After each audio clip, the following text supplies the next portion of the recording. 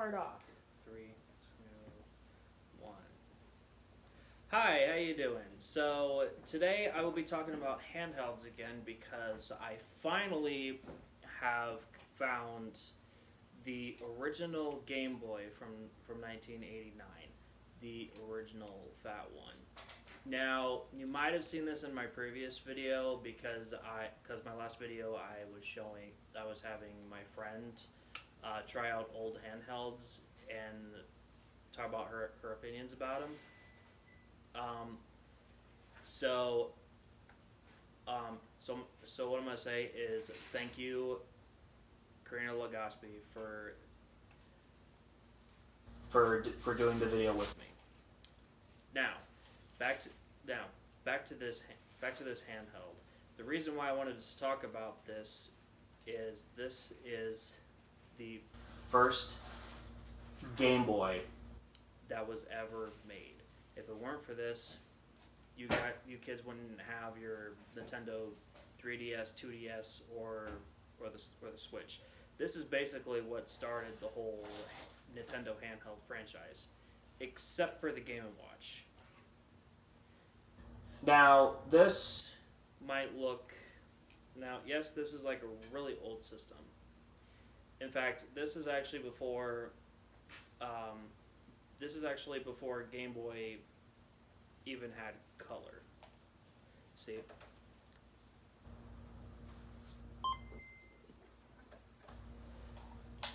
Now, the thing I find unique about this is if it weren't for this, you wouldn't have your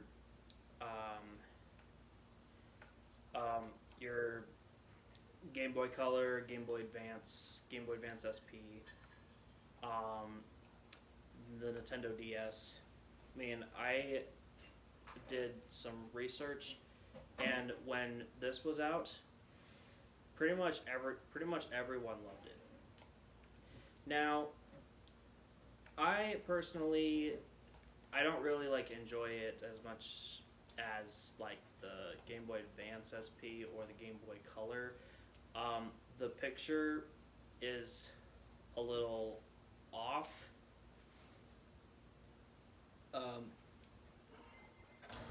Hang on. So before there was backlight, they had you can adjust the contrast. But if you can see it clearly, the sides is kind of missing a little bit. So I think the person I bought this from probably had it for like so many years. Now I think contrast was probably all they had. It was probably not all they had, but probably what they used before they had the backlight. For now, this is actually this is actually surprisingly like louder, like twice as loud as the Game Boy Color.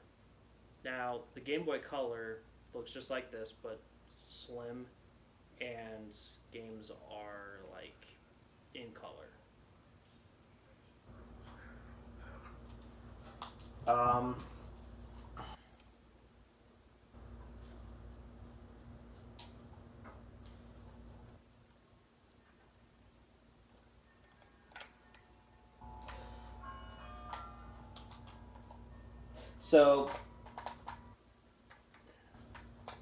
So yeah, it's not the best handheld, but it's not the worst either if you know if you're used to games like these. This was actually super hard to find, especially in stores. I was able to get the Game Boy Advance SP, the Game Boy Color games like video games, etc. And they never had any of these. I had to buy this from like markets like Facebook, or I don't know if Twitter has a market because I don't really have Twitter.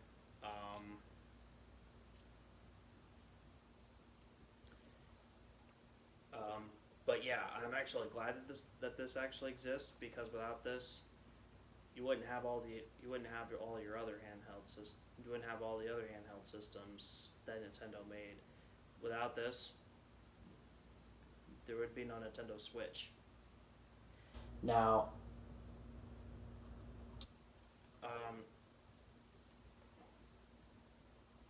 now I do I do like that Nintendo didn't jump to things like some companies did. I liked that Nintendo for handhelds, they took one step at a time. So like, the Game and Watch was actually their first handhelds, as far as I know, and then they wanted to like jump the big step, which was this. And then, like most systems, they make a smaller version with a slightly better screen.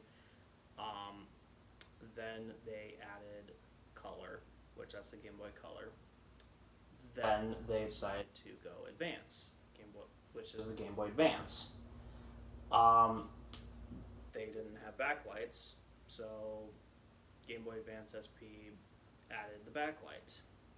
So pretty much what I see is Nintendo handhelds did so well after starting with this, because they took one step at a time, and they went from basic to like advanced consoles, so like the Nintendo Switch. Now I could be wrong, but I don't really think they can. I don't know if they can make systems a lot better than a Nintendo Switch. It's like they reached the end of the line of making their systems advanced. But I believe if it weren't for for this, and the Game and Watch, you wouldn't have all your other Game Boy Advances, your DSs, your Switches, and I hope you like this video. I'm sorry I didn't have really much to say. Um, um, but that's all I can pretty much say about this one of a kind handheld system. Um, I'll see. I'll see you next time in the next video. Probably in a couple of days, or in a week, but depends on what I have planned for my next video. All right.